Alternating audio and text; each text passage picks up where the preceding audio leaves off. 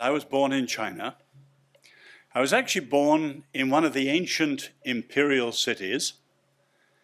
And after World War II, my family moved to Nanking, as it was then, Nanjing today, which was the capital of the Ming Empire.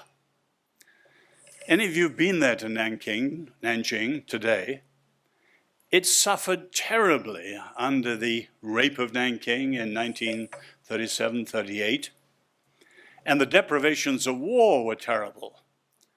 And I remember well the growing, looming threat of the armies of Lin Biao and Mao Zedong. But that said, you could still see that this had been an immensely great city. And in the year 1500, Nanking was the capital of the most powerful, prosperous city on the earth. The Ming emperors had sent a fleet to Africa with ships 4 times the size of Columbus's. They built Beijing and sent 1 million men to build the 100,000 houses they had in mind in the Forbidden City. An incredible, powerful empire. And not in 1 million years would anyone have thought that they'd be rivaled by anyone. Least of all, what they considered a cultural backwater off the western landmass of Asia, the rocky outcrop of Europe. And yet suddenly and decisively, Europe eclipsed them and for 500 years dominated them. But as some of you may have read, when the Chinese regained their strength and confidence, there were all sorts of discussions as to how this happened. And one of them, the Chinese Academy of the Social Sciences, raised the question, what was it about Europe and then United States and Canada, Australia, other countries, which was behind the dominance? Was it their guns? No. Was it the rule of law? Partly, but no. Was it Western economics? Again, partly, but not fully. No. And they went through various options, and their conclusion was it was Western religion. Obviously, the Christian faith. But at that point, some of the Jewish scholars jumped into the discussion and pointed out that was accurate, but not precise. Because if you think for a minute, the Christian church had been dominant in Europe since the 4th century, when Rome was declared Christian under the Emperor Theodosius in 380. But Europe had never dominated the world. What was it? It was the Reformation. Now, last year, of course, was the 500th anniversary of the Reformation, and I think certainly in Washington it wasn't celebrated as it might have been. But much of the celebration there was within the churches and looking at merely the internal gifts, as it were, of the Reformation. And they are magnificent. The rediscovery of the gospel, the restoration of the authority of Scripture, a re-emphasis on the place of lay people, all that lies behind what Scott was saying about the CU here in New York. And all of those things were true and magnificent, and we're grateful. But there was remarkably little discussion of the wider impact of the Reformation on history and culture, and certainly on this country. Because this country wouldn't be here apart from the Reformation and its impact on the United States. Now, here we are. The American Republic today is suffering what's described as its most severe crisis since the Civil War. Western civilization itself is visibly in decline. The world's agenda is overloaded with huge challenges, including the search for a new world order. And we can see down the line enormous looming issues like ultra-intelligent machines and singularity and so on. And I think it's time for America to really ask, what made this country great in the first place? And it wasn't the economy, and it wasn't the military. It was at a far, far deeper level. And that's what I want to talk about tonight. Because when we understand the impact of the Reformation, you can see that the Exodus, the event of the Exodus, the book of the Exodus, is the master story of English-speaking freedom. The rise of ordered liberty, the fear of the abuse of power, checks and balances, the separation of powers, they're all there in the book of Exodus. Now, if you look at the impact of the Reformation on the wider culture, Europe and the United States, you can see that the three principal influences all begin with C. One, the whole notion of calling. Max Weber sees this behind the rise of capitalism.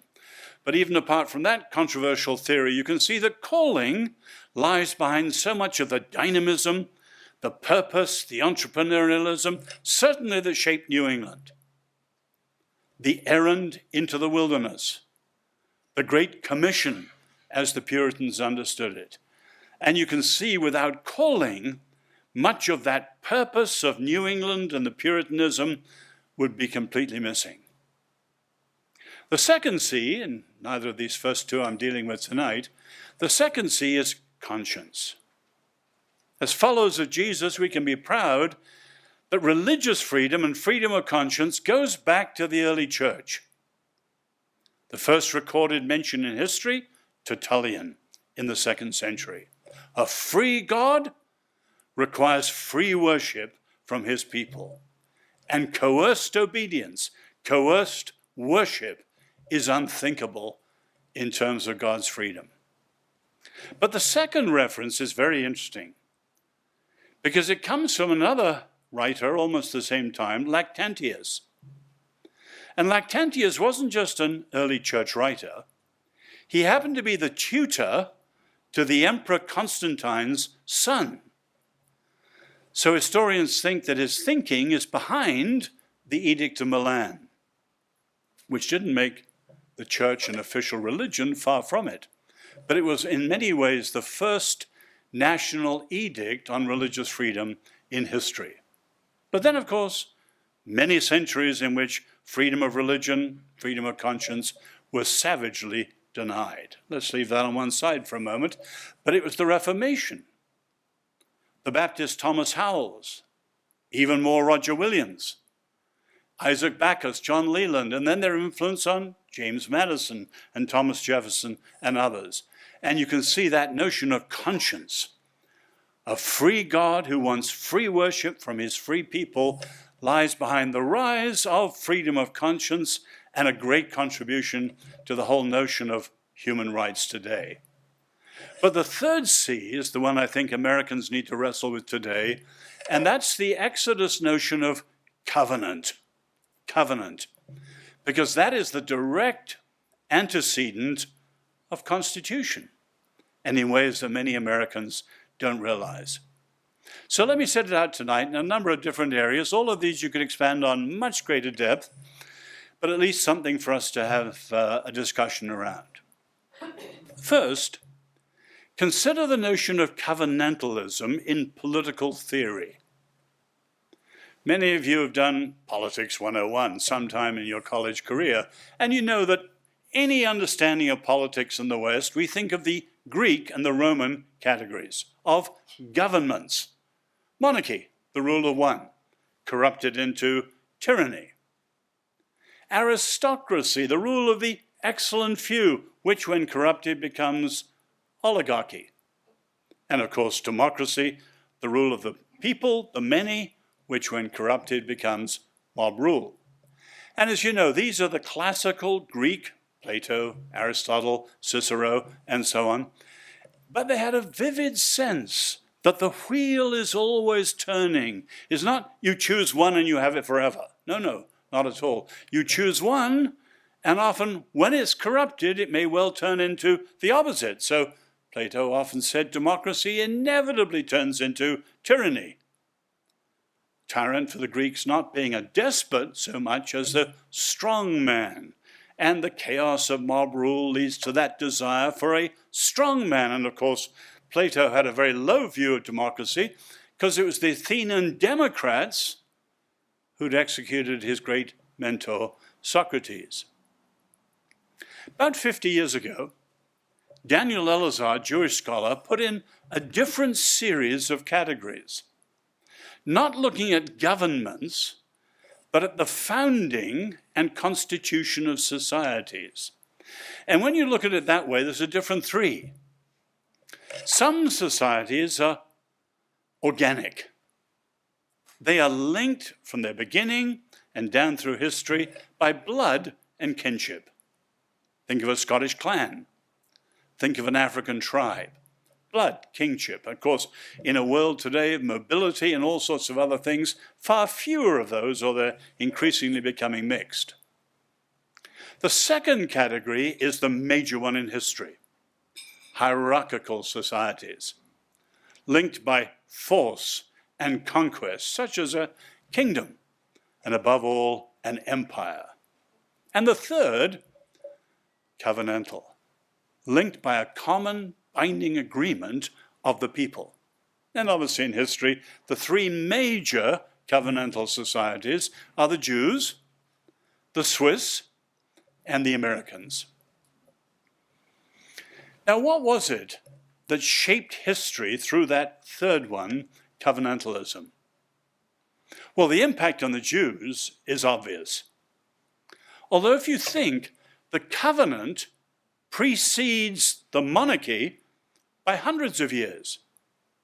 The monarchy was not instituted in Exodus, and the Jews themselves argue whether it's God's command or a concession to the people.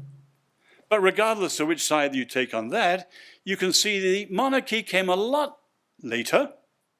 But more importantly, when the monarchy was lost, there was no king, no capital, no temple, no city, and then no country. The Jews still were held together by the Torah and the covenant. And they described that combination as their portable homeland. So they were viciously and brutally persecuted, often, sadly, by our fellow Christians. And they were scattered to the four corners of the earth. And yet the miracle of the Jewish survival is due to the Torah and the covenant. It held them together through thick and thin. The second great period of influence was the Reformation. Now, of course, the church from Theodosius to the Reformation was not covenantal.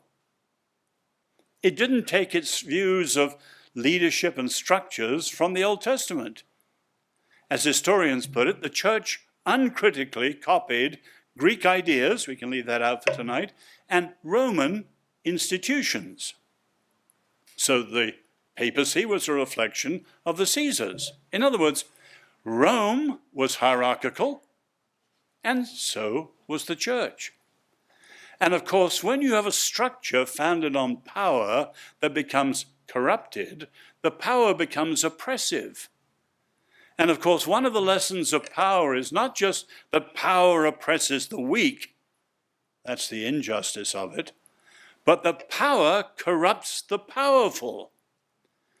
And you can see it was the corruption of the hierarchical structures of the church which led to the horrors of things like the Inquisition, the forced baptism of the Jews, the pogroms, and terrible notions like error has no rights. And it was a Catholic layman, Lord Acton, who was a great lover and historian of freedom, who, in a letter against a fellow Catholic who said you shouldn't argue against the popes because they were God's authority, and Lord Acton said no. And in that context, he made the famous remark we often quote, all power tends to corrupt, and absolute power corrupts absolutely. And that was the hierarchical structures borrowed from Rome, not from the Old Testament. Now, let's be clear, the Reformation wasn't immediate and it wasn't consistent, but you can see with Calvin, more than Luther, and with Zwingli, and with Knox in Scotland, and then Oliver Cromwell, for better and worse, in England, he says, Exodus was the only, quote, direct parallel to what he was trying to do in the English Revolution. We still use the word Whig sometimes in politics. But that word Whig actually comes from the Scottish word Whigamore, which originally meant Covenanter. Now, of course, all of you know your history, know that that was, in England, a failure. What historians call the lost cause. The revolution failed and the king came back. But here's the point. What was the lost cause in England became the winning cause in New England. And you can see how covenantalism shaped New England decisively. The church structures, marriages, townships, and then eventually states. And if you've ever read the Constitution of Massachusetts, which is the world's oldest surviving written constitution, John Adams, who wrote it, says quite openly he was writing a covenant for Massachusetts. And of course, in the 18th century, with a little help from the new science of politics, that notion of covenantalism became constitution, we the people. And through the success of the American experiment, many people have copied it, although, of course, they often don't have the same roots and the same assumptions, and they haven't had the same success. But what was it about the covenant in Exodus that was so decisive? There are, of course, as you all know, covenants outside the Bible, Hittite covenants, Alexander the Great's Corinthian League. Those of us from a Celtic background, like the Irish and the Scots, we had our oath societies. There are many other covenants. There are covenants in the Bible that are different from Exodus too. You have the covenant with humanity under Noah. But the Exodus covenant is decisively different. It's a covenant in which God himself is a partner. It's a covenant with all the people of Israel. Now, if you're thinking that's an immediate difference, say, from Athens. People think the roots of American democracy go back to Athens. No, the framers were extremely wary of Athenian democracy. But at its best, Athenian democracy was a franchise for 20% of the men only. 80% of the men left out, all the women left out, and the children and the foreigners. It was a very, very limited franchise. Whereas you read Exodus carefully, it's the men, the women, the children. And as Moses says, not only those of you who are alive that day, but all of you yet to be born. Now, as this covenant is an intergenerational project, a partnership across the generations with everybody included and nobody left out. And unlike the other covenants, it covers the whole of life. The Hittite covenants and others are very narrow covenants dealing with certain treaties and military things and so on. But the covenant with the Jews covers the whole of life. Farming, sex, all sorts of things, all included in this way of life which they're agreeing to. But those weren't the features which put their stamp on history. It was three other things, and these I would major in because they're important today. First, the Exodus covenant was a matter of freely chosen consent. If you read Exodus carefully, 3 times the Lord puts it out, and the people say, all that the Lord says, we will do. It's often misdescribed as a theocracy. Now, that word is used first by Philo, who of course is Jewish, writing to Romans, to try and show that it comes from God. But the rabbis said, no, that's wrong. It wasn't a theocracy. It wasn't imposed on the people. It was technically a nomocracy, the rule of law, but with people buying in through their own freely chosen consent. And again you see the rabbis point out, in Judaism and in Hebrew, there is no word for obedience. Take Islam. The very word Islam doesn't mean peace, it means submission. Submission. No word like that in Hebrew. The nearest, Shema, means to hear. But the idea is not just physical hearing, but a physical hearing that leads to morally focused attention so that someone deliberates and then decides as to whether they're going to respond one way or another way. And all that the Lord says we will do. Michael Walzer at Princeton calls it an almost democracy, freely chosen consent. And that, of course, is the origin of the consent of the governed, the consent of the governed, so crucial to the American Republic. The second feature of Exodus is a morally binding pledge. The other covenants are almost totally contracts. And with a contract, you want it to be as narrow as you can, so you're bound only on these points, not everywhere. But a covenant is all embracing. Take the covenant of marriage, till death do us part, sickness, health, better, all of it.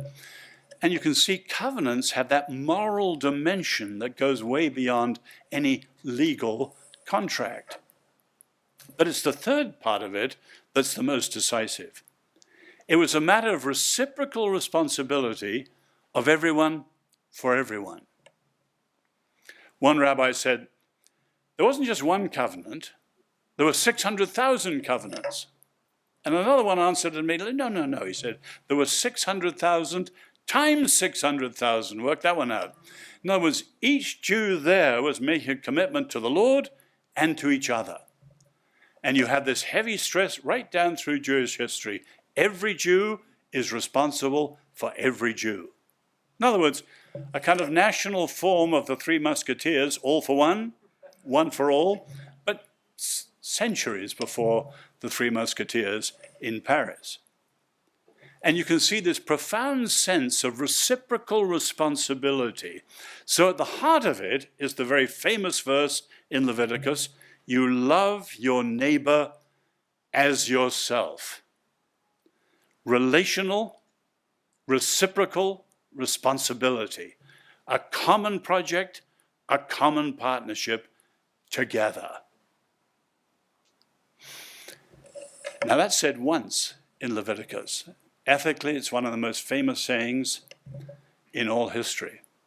But 35 times and more, it says something even more remarkable. You love, care for, and treat well the stranger. Now, contrast is the mother of clarity. Compare that again with the Greeks. If you read Aristotle discussing care, solidarity, things like this, he says the principle is you look after, quote, people like ourselves. In other words, it's natural the family looks after the family, the clan, the tribe, the nation, the nation. But the Greeks had no interest at all in the barbarians. They spoke a different language and they had no responsibility for them whatever. All their talk of freedom, you see how in the Peloponnesian War they dealt with the island of Milos. All that fine talk that Pericles gave them about freedom goes down the drain when they treat Milos in a completely different way. But not with the Jews, not with the Jews. The stranger, he or she, may not be in our image. Different language, different color of the skin, who knows what. But the stranger may not be in our image, but he or she is in God's image.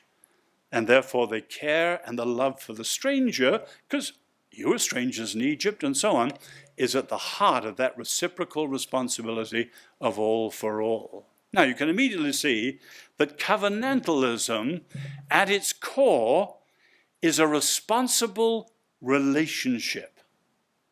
And relationships are the core of everything. Not schools, not armies, nothing like that. They may be the external framework, but relationships are absolutely critical. Now, start thinking about that in America. You can see that that's where things have totally broken down. Any notion of commonality, solidarity, let alone the fundamental importance of relationships and reciprocal responsibility has almost totally gone. Now, what are the strengths and the weaknesses of this? If you think politically, every system has strengths and weaknesses, pluses and minuses, costs and benefits. You can look at monarchy. aristocracy, democracy, and immediately see where they're good, where they're bad, and so on. What about covenantalism? Well, both the Bible and history give us a lot to think about in terms of its strengths and its weaknesses, and they all are important today. Strength of covenantalism is its blending of faith and freedom. I'm English, an admirer of this country, a visitor living here. I always hesitate talking of faith, freedom, because those words just roll off the tongue in America as if they belong together forever. They don't. You just have to read Tocqueville, Alexis de Tocqueville. You read the introduction. Here he is, a young Frenchman, coming from post-revolutionary France, as a nominal Catholic at least. And in the introduction he says, in most of history, those who loved religion fought freedom, and those who loved freedom fought religion. Now, of course, he's reflecting Europe, where you had, ever since Theodosius, varieties of state churches. And you can see in his own country the cry of the revolutionaries in 1789. They copied Diderot, the encyclopedist, who's actually quoting someone else, but Diderot made it famous, and he says, we will never be free in France until the last king is strangled with the guts of the last priest. A little gory, but you can unpack the whole of the French Revolution in that slogan. Why? You had thrown an altar, church and state, in collusion. Both oppressive, both corrupt. So what did the revolution do? It threw off both. And they achieved what they call laïcité, which until recently was the strictest separation of church and state that there was. And faith fought freedom, and freedom fought faith. And Tocqueville says that's the historical norm. But what struck him as novel, he says, I come to this country and I see the spirit of liberty and the spirit of religion hand in hand. And that goes back to the notion of covenantalism. Edmund Burke, our great Irish orator and statesman, he recognized this. When Burke defended the American colonists in the House of Commons in a great speech, he says, you Englishmen shouldn't have been surprised by the American desire for independence. Why? He said, because they were the Protestants of Protestantism. They were what he called the dissenters of dissent. And they had brought together that notion of faith and freedom, which goes back to the covenant, and that is its greatest strength. Now, as I said, that's almost a cliche, faith, freedom, family. A lot of the better F words float off the tongue these days. But you shouldn't take those for granted, because we're moving into a generation where faith is often pitted against freedom and freedom against faith. That's the greatest strength. What about the greatest weakness? The greatest weakness is very simply put, and we can see it in the scriptures themselves. In the covenants, the Lord keeps his word. We don't do very well. Humans don't keep their word. We're not great promise keepers.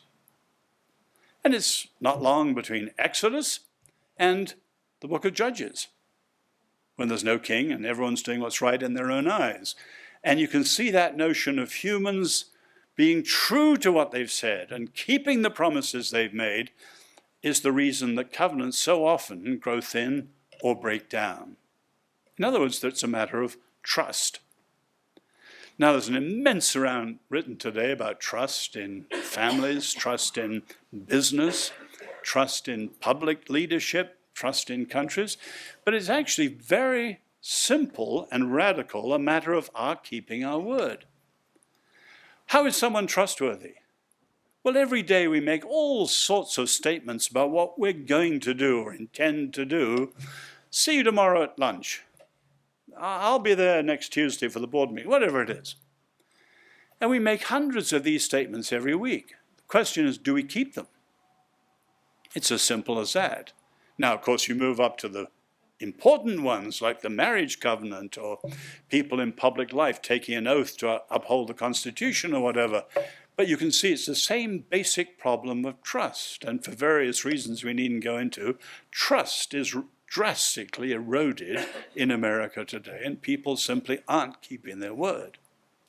Now, of course, in our Western history, we have a whole tradition of those who didn't like the idea of covenant and thought the idea of promise-keeping was crazy. For example, Machiavelli. And if you've read The Prince, he openly argues that whatever the prince said yesterday is totally non-binding in what he does today, because the will of the prince is his word today, and that's all that counts. Yesterday means nothing. And you can see how many politicians wouldn't say that publicly, but you just play their recordings of what they said 10 years ago, and there's been a lot of that in the last 2 weeks. Today they're saying something quite different, but not acknowledging it. And you can see from Machiavelli or skeptics like David Hume and others, people openly deriding this whole notion of promise-keeping. But in the biblical understanding, the Lord keeps his word, and it's our challenge that we become true, trustworthy, promise keepers, people who follow through on what we say and show that we can be predictable, we can be trusted. And that's the great weakness of this, and clearly it is broken down in all meaningful ways in this country today. The third thing is to say the greatest strength, the greatest weakness, the greatest requirement. And that is very simply, it needs, in one word, transmission. Again, look at the Exodus. Read the rabbis. And they say, what did Moses speak about the night of the Exodus? Hundreds of years of slavery and oppression, terrible. And tonight they're going free. Does Moses speak about freedom? No. Does he talk about the prospects of the land of milk and honey and the promised land promised to them? No. Does he talk about the dangers of the howling wilderness and getting ready for that? No. What does he talk about? Children. Children. You think of the importance of the Seder, the youngest child in the family raising the question to start it off, why is this night different from all other nights? And again, the Jews point out that handing down from generation to generation is absolutely critical. If that breaks down, the whole thing breaks down. As they point out, it isn't the army. It isn't even schooling primarily. It is that transmission, and at the heart of it, families, which keeps alive a community of faith and freedom. Transmission. Now, of course, a lot of this is absolutely irrelevant in 2018, because much of the founding of this country is rejected by many of the greatest thinkers in this country. Now, what's happened? Well, you can look at the reasons why people reject the framers. I know lip service and July the 4th, that sort of thing, but I mean a decisive rejection of them. The major reason are the evils and the hypocrisies the framers left in the system. In other words, the Declaration called for this, but the Constitution enshrined something different. Historians point out the Constitution, the 3/5 laws and all that sort of stuff, the Constitution was in effect a Faustian bargain. There were those like Samuel Hopkins who openly opposed slavery on principle. And we all know that William Wilberforce pleaded with the American leaders to pass abolition while they could, well ahead of things, and they didn't. Why didn't they? Their silence was a Faustian bargain in the sense they were silent because they needed the votes of some of the southern states in order to pass. And that evil and that hypocrisy was left at the heart of the Constitution. And of course, that led to all the evils that led to the Civil War. And Lincoln addressed it, but of course paid for it with his life. And with the incomplete restoration, you had the Jim Crow era, and Martin Luther King addressed it powerfully, and in many ways he was the last to do so within an explicit Christian framework, Pastor Martin Luther King, and so on. But after him, with the various movements in the 60s, the Vietnam movement, the free speech movement, the rise of early feminism, and so on. There were various movements that sought in a very different way than Martin Luther King. And somewhere around 1967, 68, there was a fateful lurch left. And if you read American intellectual history, up till then, America was a liberal project, with a capital L. Freedom was what it was all about. But after 1967, 68, in a lot of the intellectual discussion, America was chronically racist and militarist and all the other things that we're so aware of today. And you can see growingly since then, much of the left liberalism has gone that way and decisively rejected the framers and the true understanding of what they set up because of the blind spots, the evils, and the hypocrisy. There were other reasons. You had people in the 1920s like the historian Charles Beard, or you had the progressive movement, including presidents like Woodrow Wilson or Barack Obama, who said in effect, well, the framers were great men, but they were in their generation, and we're in a different generation, and so on. But put it all together, and you can see that growingly, since the 1960s, there's been a decisive practical rejection of the American Republic as the framers set it up. I would argue, if we had more time, that the tragedy today is that there is no one like Lincoln, and what he did was with an incredible understanding of the Declaration, as Martin Luther King had himself later, calling it a promissory note which needed to be cashed in for people for whom it was not cashed in at the beginning. Lincoln addressed the crisis of just before the Civil War in the light of what he knew the American experiment was supposed to be, and he called for a new birth of freedom. A new birth of freedom. But today, hardly anyone addresses the national issues in the light of history in any profound way. And I haven't heard anyone do it in that sense that Lincoln did it, appealing to the better angels of the American experiment while being open about some of the blind spots and the evils and the hypocrisy. And that is one of the crying gaps at the present moment, a leadership that can address the better angels of the American experiment. So you take the current discussion, MAGA, Making America Great Again, there's no discussion of what really made it great in the first place. And it wasn't armies, and it wasn't the economy, but there's not much discussion of that. Now, in its place, you can see, if you examine in depth, which I'm not doing tonight, that many of those movements from the center towards the left, particularly as they get out, actually owe a great deal more to 1789 and the French Revolution than they do to 1776 and the American Revolution. The French Revolution openly comes from the Enlightenment, the American from its biblical roots. The French Revolution has a utopian view of man. The American Revolution has a realistic view of man and the whole notion of separation of powers. And you can go on down the line, and supremely freedom is quite different. And we're in a situation very like Lincoln addressed when he said, everyone uses the term freedom, but the North means one thing and the South means another thing. And you can see today that people use the same word freedom, but freedom is quite different if you trace it back to the roots of 1776 and how that was understood, although, of course, tragically, it was not extended to the slaves and others.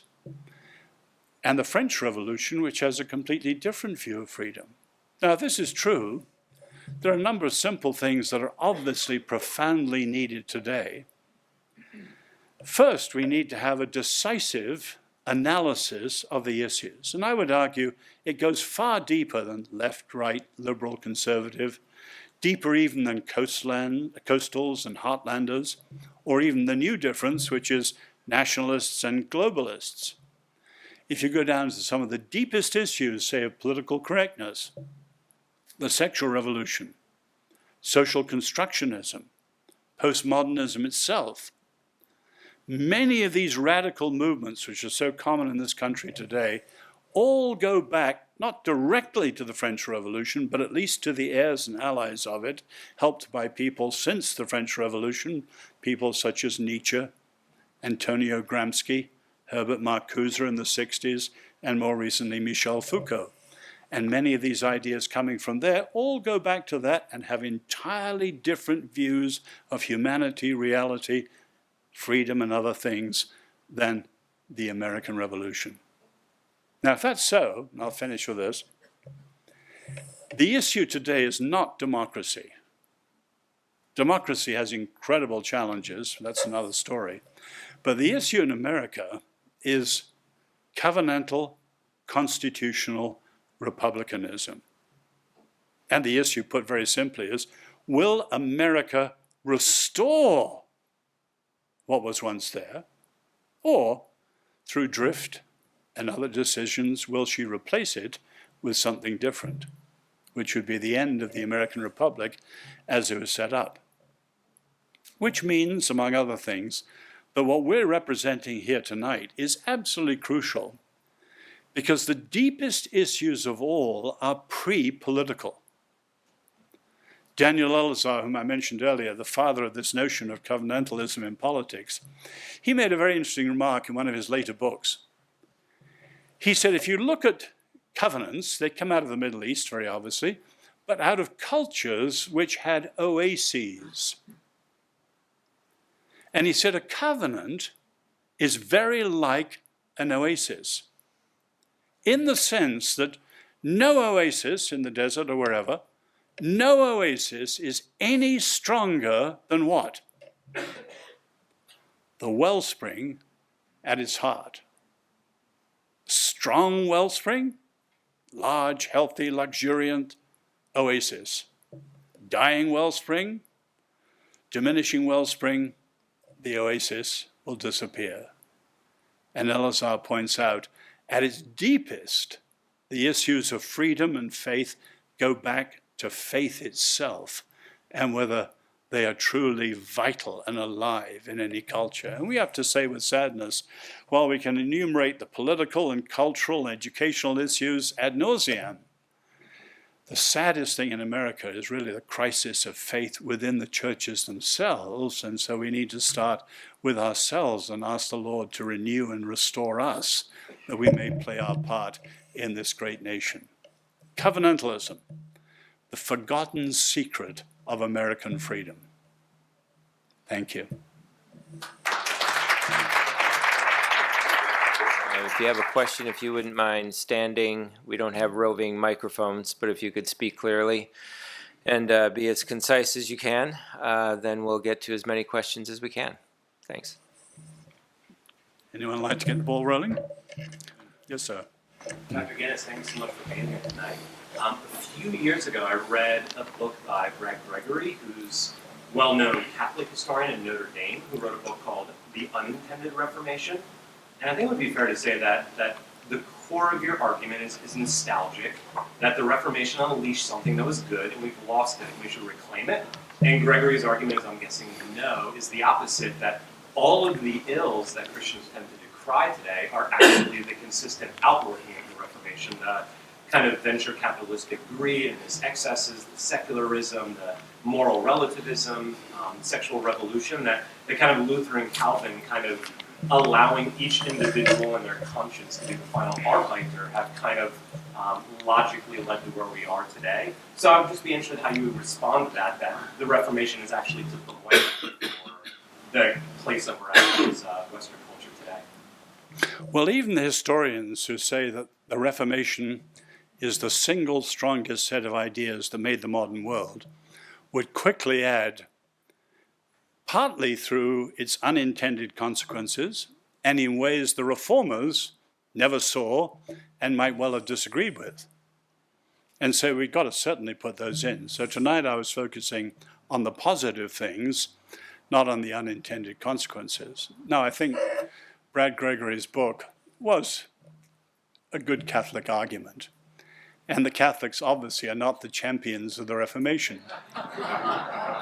And they've never really done justice to it. And I think he was a little more generous. He would put some of the positive things too, including freedom. And you take the fact, in the 1830s, the Catholic Church was one of the leading oppressors of humanity worldwide, including religious freedom.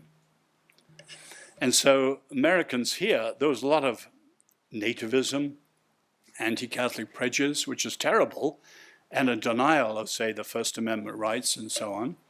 And when the Catholics came, they were Americanized, and it's no accident that the leading voice in Vatican II, which changed the whole stance of the Church on freedom of conscience and religious freedom, was John Courtney Murray, a Catholic who'd been Americanized. And so I think a lot of Catholics, when we get into those sort of arguments, don't really do justice to the power of it. Now, I would say, you made a very interesting remark in your first sentence that these things were nostalgic. I think if one understands both biblical movements and the American Republic, to the extent it's been shaped by them, you could say that talking about history is actually vitally biblical. Memory, remembering, and all that. Because the Church, and to some extent America, go forward best by going back first. In other words, when they've lost the vital thing that once made the difference, they need to recover that. If you think of Christian history, all movements of revival are recovery. The Renaissance was a recovery. That wasn't Christian, but it went back to the roots of classical learning, and far from nostalgia. It led to a powerful thrust forward, and so did the Reformation. And the same would be true of America, as you can see under Lincoln. He calls for a new birth of freedom. He wasn't able to live to lead it into that, but I disagree solidly with the idea it's nostalgic. We're not interested in anything nostalgic or reactionary, but America goes forward best by going back first. Go the other way, what you might say simplistically is the way of the French Revolution, and eventually, 20 years' time, you won't have freedom either. In other words, I thought Brad's book was somewhat predictable. I deliberately didn't mention the name Catholic, although obviously the Church, I mean, put it another way, is it not true that, well, put another way, more generously, Europe is the most secular continent in human history. I'm European. Tragically, the major reason scholars, historians, social scientists, and others say, my own mentor, David Martin, was one of the experts in this. The major reason for European secularity is a massive revulsion against corrupt state churches that were oppressive. And sadly, many of those were not covenantal. We'll leave it there, whatever you say they were. They were closer to Brad than I'm talking about tonight, shall we say. And that said, I'm not attacking the Catholic Church for that at all. My own homeland, Ireland, today, if you go to Dublin, church-going has dropped from the high 90s down to 2 or something like that. The major reason is an incredible, visceral revulsion against the oppression of the Catholic orphanages and other things like that, which are tragic. Now, there have been Protestant equivalents, but that's what we're talking about. There's no question that freedom was more on the other side. So yes, we can point out all the blind spots of the Reformation. I could do that another night if you like. But I do want to do justice to the positive parts too. But thank you. Thank you. Do you have any specific prescriptions for political action, for bringing, restoring the culture, and bringing covenantal view on some? I think, he disagrees with me on this one, we have to start with decisive leadership in the sense what Lincoln did, and I often quote the fact that, in February 1861, when he was inaugurated, he came through Philadelphia, and he went to Independence Hall and made a great speech, and he said all his thinking came from the 2 documents enacted in that building. And he finishes quoting Psalm 137, "May my tongue cleave to the roof of my mouth if I am false to these teachings." So he goes to Washington with all the crisis of the Civil War looming, and he tries to tackle them in the light of what he knew it was supposed to be. And that's what I meant by addressing the better angels of the American experiment and not giving up on it. And we need leadership today that is historically wise and seasoned and knows how to address today's issue. So among the many things that are obviously needed, I mentioned the word transmission. You know, the American word for that is civic education. If you look at the history of the melting pot, which was thrown out through multiculturalism, the melting pot was the way Americans taught the unum to balance the pluribus. In other words, you could have people from all around the world and all sorts of cultures, languages, and faiths, so long as you taught them what were the uniting first principles and what it was to be American. You may know Samuel Huntington's last book, Who Are We? And now we're all pluribus, and there's no unum, because civic education has collapsed. And so that's one of the practical things that really needs to be restored. I won't test you tonight, but often with CEOs or universities, take a bit of paper, write down 10 things you'd put down under the unum. The uniting first principles that every American should know, whatever their background. Many people today can't get beyond 1 or 2. They're just alien concepts. So that notion of civic education is incredibly important. Now, I grew up in England under the prime ministership of Churchill. And so many of his speeches, he addressed the English today, but it was seasoned with history, and his writings even more so.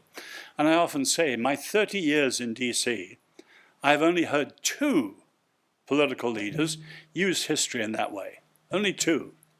Most haven't a clue. I spoke at one congressional group recently, which I won't mention, and a hand went up and said, "What was 1789?" I thought, what? You don't know the French Revolution was in 1789? Clearly this person simply didn't, and the ignorance of history is absolutely appalling when you're trying to tackle these things today. So I think leadership, and you look over American history, leaders that make a difference are usually either political leaders at a reasonable level or a charismatic leader with a small c. I don't mean a Christian charismatic, but someone like Martin Luther King thrust out through the culture. And at the moment, there's no one obvious like that speaking to the better angels of the American experiment. So I think things like a decisive leadership, the restoration of civic education, and things like that. But we have a huge part to play as Christians in this. Yeah.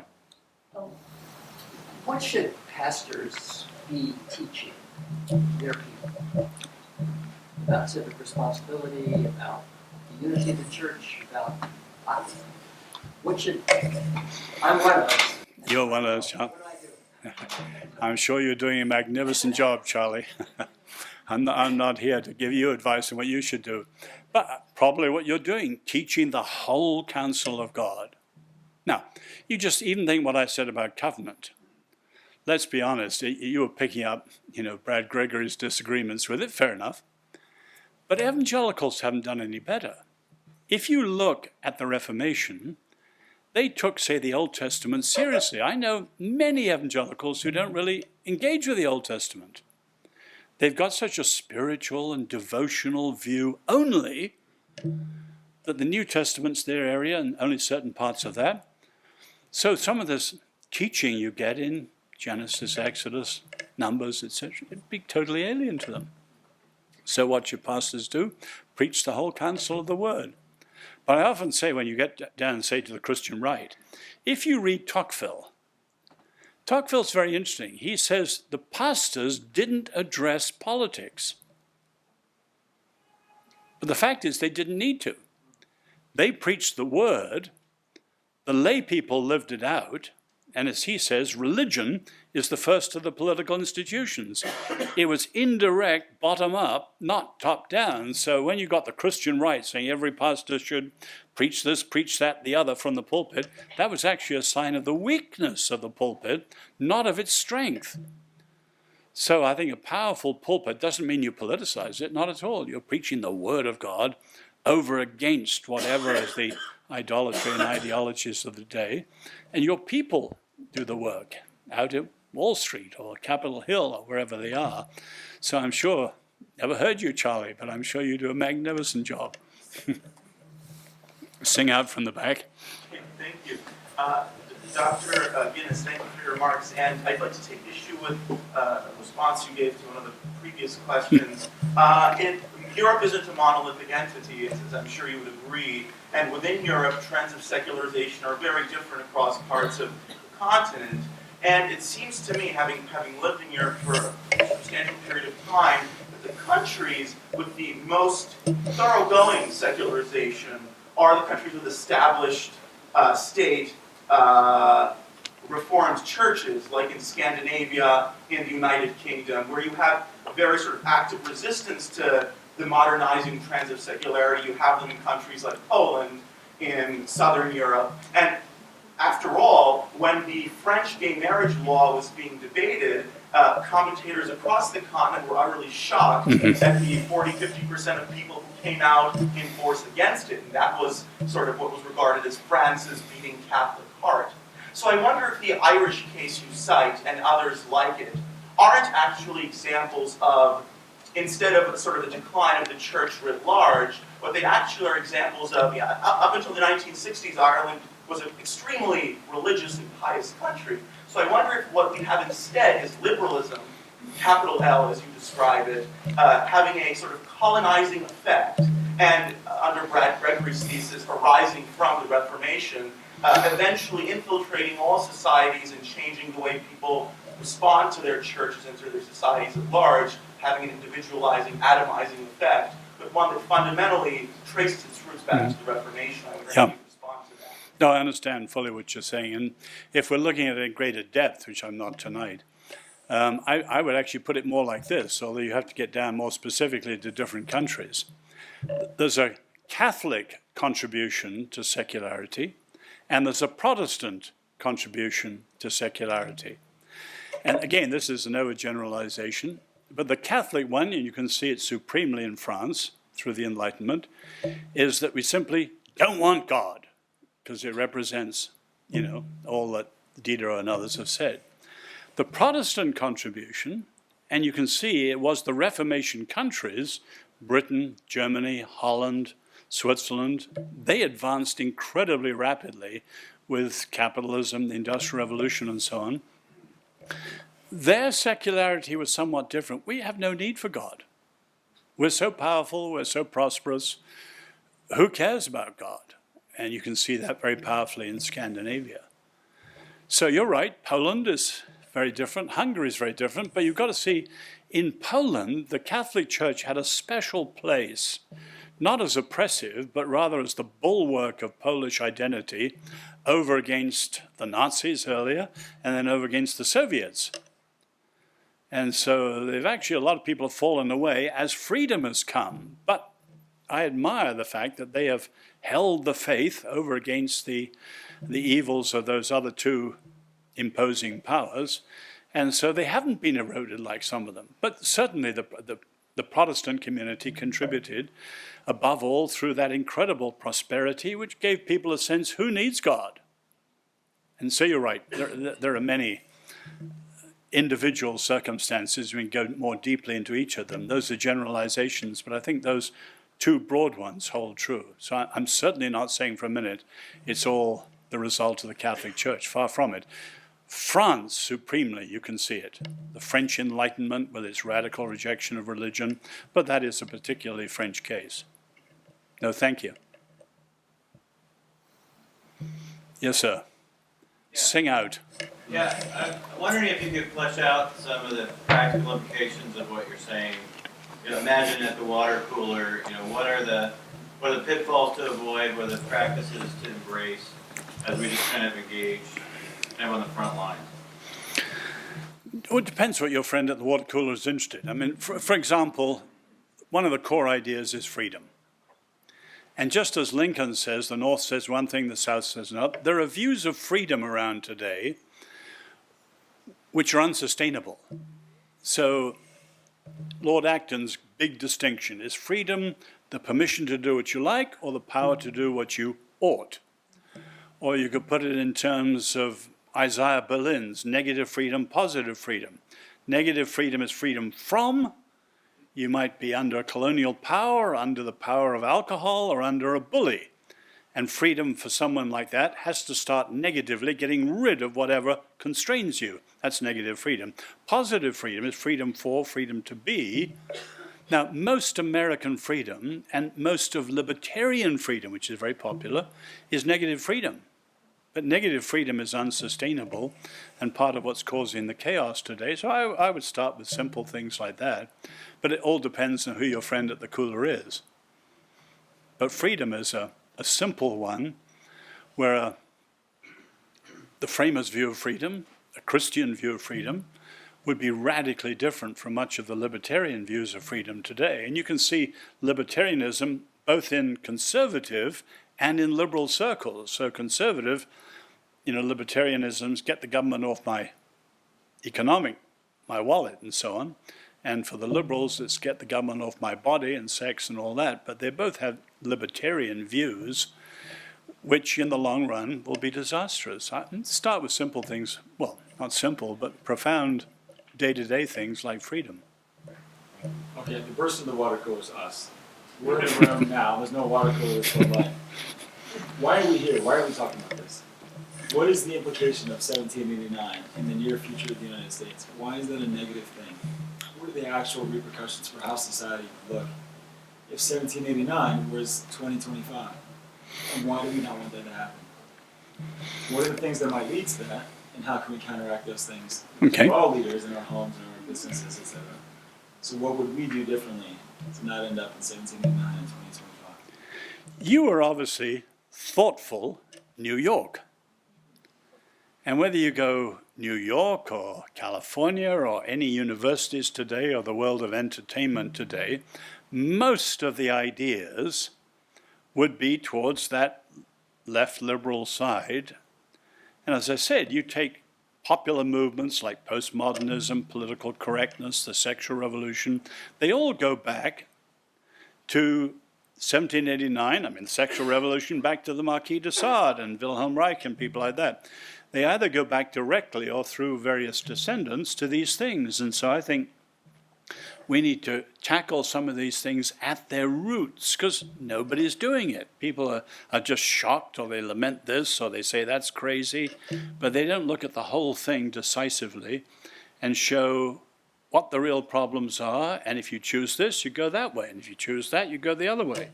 And so really heading up discussions to make people see what they're into. What is the way of 1789 in the future of the United States if we go that way? Practically, what does that look like? Why do we not want to go there? Well, 1789 will lead to various spurious forms of freedom, which will develop into various low-level, but eventually potentially increasing forms of tyranny and centralized government, so that not too many years, freedom will have gone. And the French Revolution was a disaster for freedom. And you look at each of the things like political correctness and so on, they are all absolutely catastrophic for genuine freedom. And I think we have to get people to see the issues, speak. People don't trust. I'm English. I actually am an admirer of the American experiment at its best, while we acknowledge the blind spots and the evils. And I just wish that more Americans were intelligent, thoughtful defenders of the best of it wherever they are. And we Christians certainly should be. In other words, freedom is very rare and very fragile and never, ever really lasts. And the way Americans are squandering freedom today is one of the great tragedies of history, and partly because there aren't articulate defenders, which begins by incisively analyzing what's wrong. In Washington, the deepest division currently are the nationalists and the globalists. That doesn't get down to the roots of the real problem, I don't think. Want to come back on that? Yeah, that's not compelling. Those don't just appear. It would take years of civic education and proper education and good families to develop those leaders. We don't have that time in the United States. Could you be louder, please? All right. But that's why I said leadership. In other words, it take years for civic education to touch a huge swath of the country. But if there were only 2 leaders at the highest national levels who spoke out intelligently and powerfully and changed a lot of the current discussion, it would make a huge difference. And we can do that in the levels we are. So I have having grown up under Churchill and so on, a very powerful view of the potential of leadership. I mean, everyone in America says we need leaders, I know that.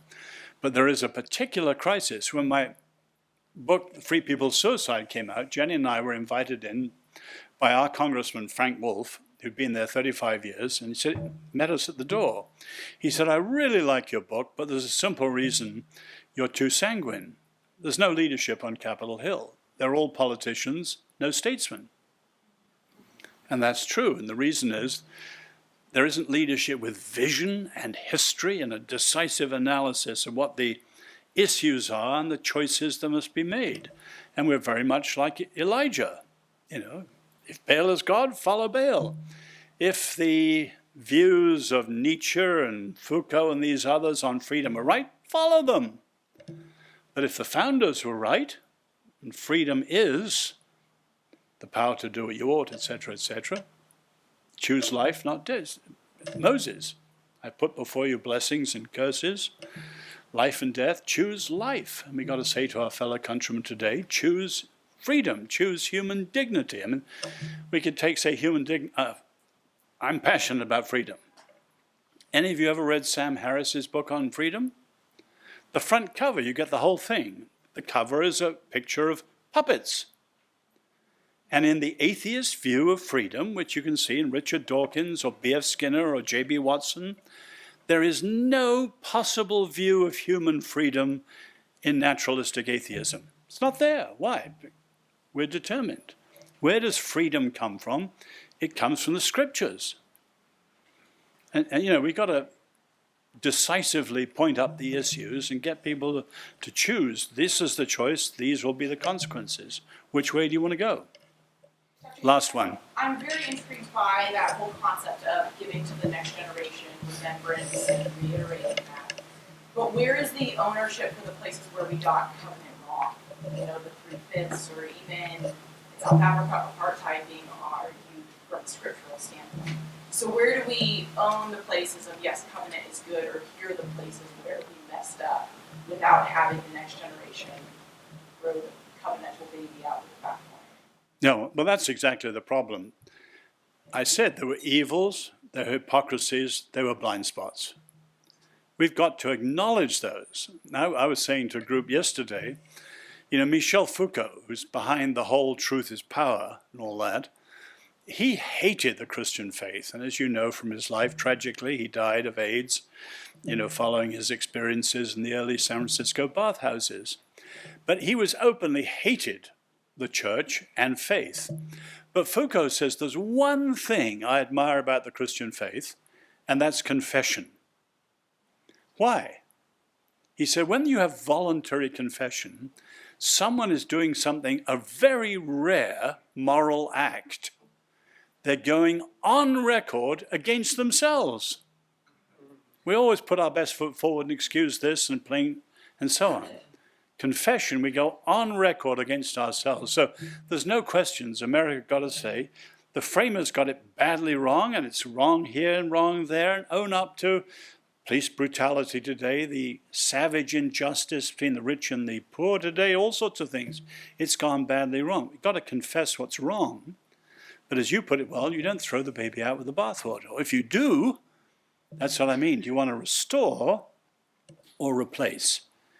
Now, I was at Berkeley a year ago for a week, and at one fascinating discussion for 3 hours after the evening talks, one of the girls there, she said, America's in such terrible shape, we want to burn the whole country down and start again. And at first I thought, my goodness, I'm listening, because I was at Berkeley in 1968, met Mario Savio, who led the free speech movement. But this girl wasn't at all radical. She'd just been taught how all the systems from Plato through to the current stuff, all flawed, And so they're all like sort of piñatas for intellectuals and critics to smash to the ground. So put another one up, smash it down. It was kind of weary apathy. But that's tragic. I mean, do you believe in your system or not? Certainly the blind spots, they have to be confessed. We have to be open about them. And they have to be put right. But that's what Martin Luther King did. And one of the great differences between 1789, the French Revolution, and 1776 and the American, is the way they saw wrongs and dealt with them. I mean, in Christian tackling of wrongs, there's always hope because there's forgiveness and there's a second chance. Whereas you look at, I won't mention the names of the organizations, you have no sense of forgiveness and just judgment and reparation and so on. And you have drastically different views of even how you handle wrongs. And they are just deepening the divide even further. And we need a Christian confession of what's wrong, but a Christian restoration so that you have genuine reconciliation and another chance. Anyway. Well, thank you.